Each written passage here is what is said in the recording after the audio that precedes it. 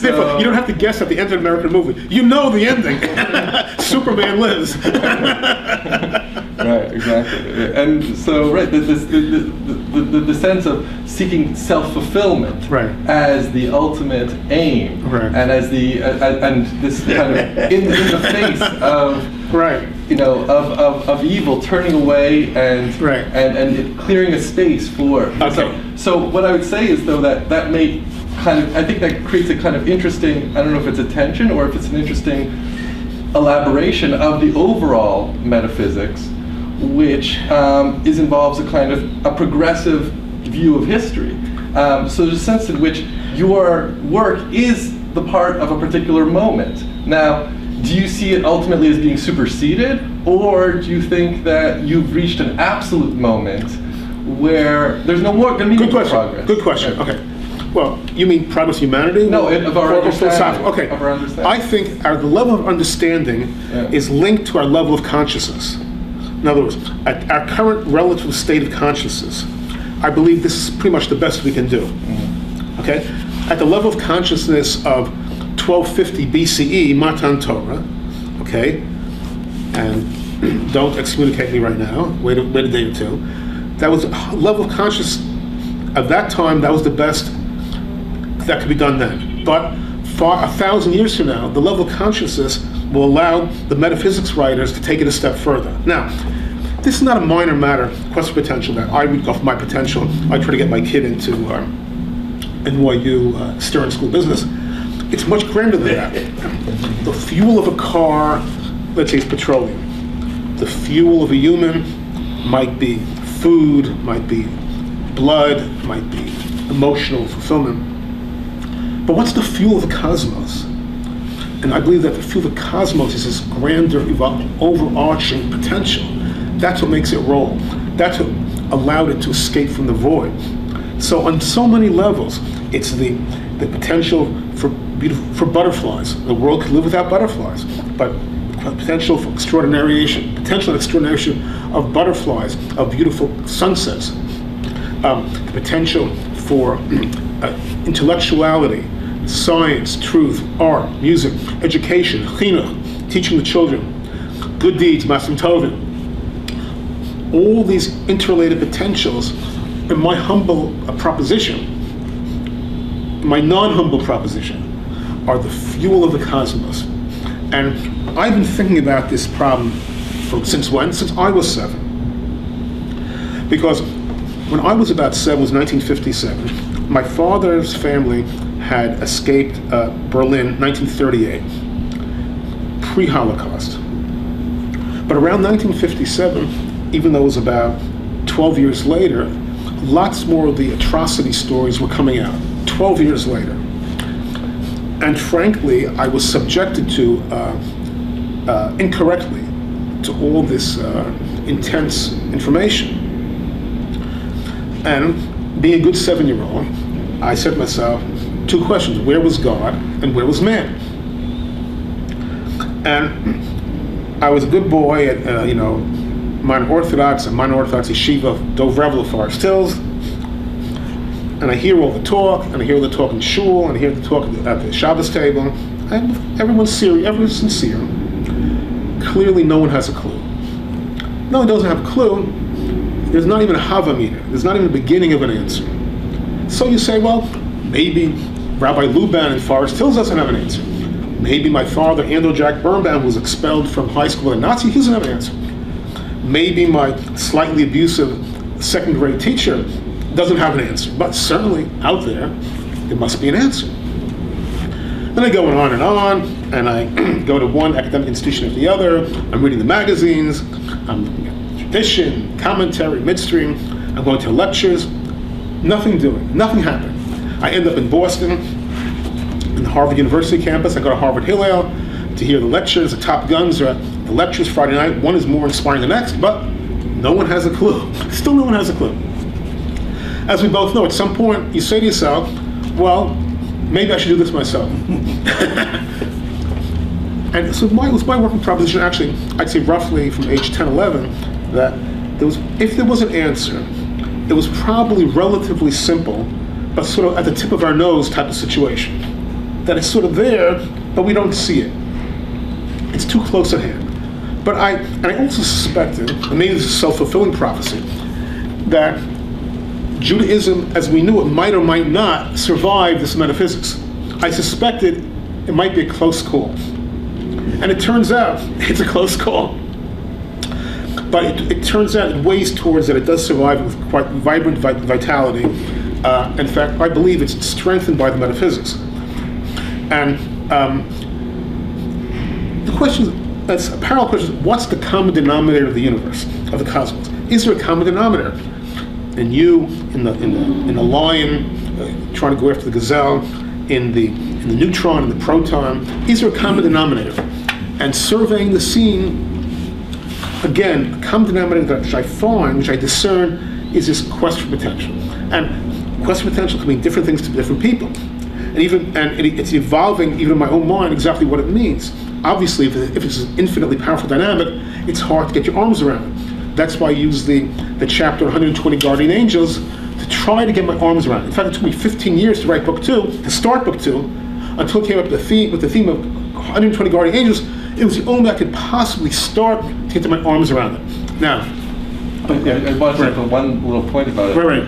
But if you don't, you say, what's the common thing that unites the gazelle and me? Well, you know what? Actually, you've gone back. We've talked about the overcoming of metaphysics, but really, you've gone back to Aristotle.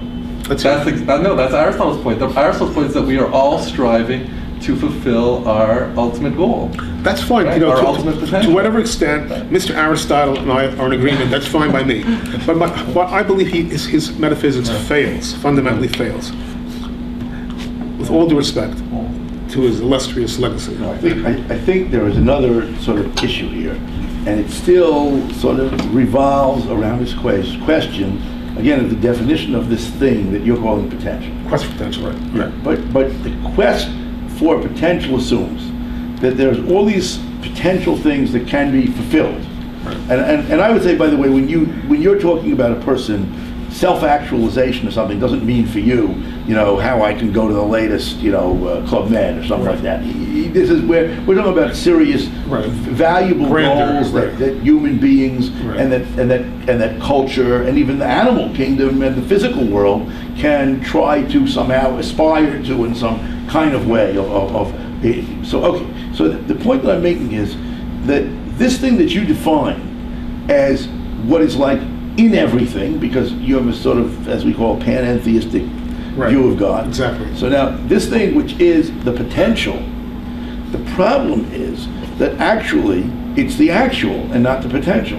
The reason being is this is just a typical kind of, again, theological/philosophical way of looking at it. But if this table, because of its sanctified use, is in a certain way currently now, as Hasidism would say, some form of expression of the divine, right? Because we don't mean really God in this table, but we know what we mean in this thought now. If that's true, right, then the thing has been actualized. Because we took a table which was potentially divine, and we made it divine by using it for a divine purpose. Now I realize what I'm using this Hasidic terminology. Yeah, I'm referring to animate objects. No, but the point is if it's God, if it's God, and if that force is the force that does all of these things that we're talking about. Right. And if it's the thing that creates the potential for me, then actually it's actual and not potential. It's both. It is actual. It's both. Right. It's both. So therefore, it's both, right? Well, everything is both in a certain sense. Right. Everything is both. So that's a very important thing to realize. Right. Now, the second point that I want to make about this is that it's interesting that in the classic discussions of evil, for example, there's this great passage in Maimonides when he goes through the book of Job, and after he's finished going through the book of Job, he says, this is what God says. He's talking about Job, and he says, but I say, and the reader at first is really shocked until the reader realizes that no, it's because the author of Job made up God's point of view. Therefore, Maimonides is disagreeing with the author of Job. He's not disagreeing with God. It's not like God really said it. Okay. And the author said it. Fair enough. Okay, ready? Now, so he comes on and says, but I say. Now, at the point when he says that evil is the absence of good. Now, the problem with this theory is it always leads to the question, okay, why do we have to have a world in which good can be absent? Now, in other words, the problem of all these theories that precede you is that you can always ask the the antecedent question. And when you answer the antecedent question, there's no answer. Like I remember the story I was once walking. Right, so you're right. So now, right. So the question that comes with you is That's right. whether there are antecedent, unanswerable questions about why, if we want to create, or I don't know if want is the right word, but if somehow the potential thing is going to lead to the development of a universe and a world and also humans, etc., who are going to quest for potential. Right. So we say by definition, and this is mostly in Volume 1, by definition that requires there be freedom. Right. Okay, now that itself is an a priori assumption, which is true within our universe. But like, we have a friend who does math, with different planes and all that kind of thing. The imagined universe, I can imagine a universe in which that isn't true. We're dealing with our universe. I said it's hard enough dealing with our universe. Wait, deal with our universe. In our universe, working assumption of the metaphysics is that freedom is necessary for potential.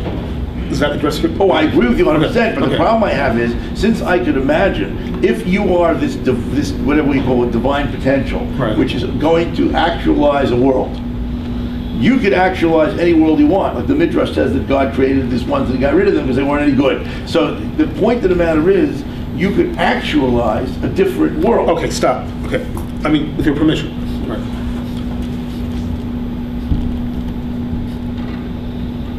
A cosmos is not so simple to create. Not for us. It's not so simple.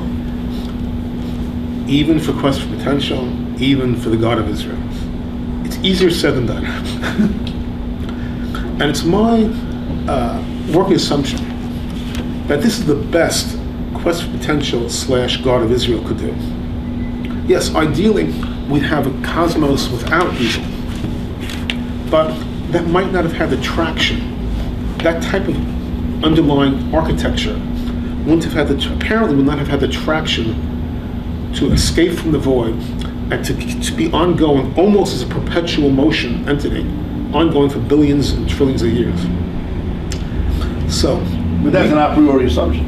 yes, it's written in the book. But the reason for the a priori assumption is because you're trying to explain this world, which is legitimate activity. Right. You're in this world, you want to explain this world. I'm in this universe, Yeah. I'm trying to explain this cosmos. Right. But if everything is potential, my question remains legitimate.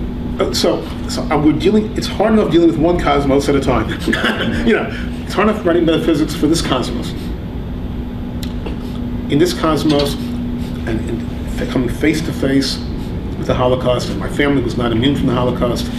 Outside my nuclear family, this is the best construct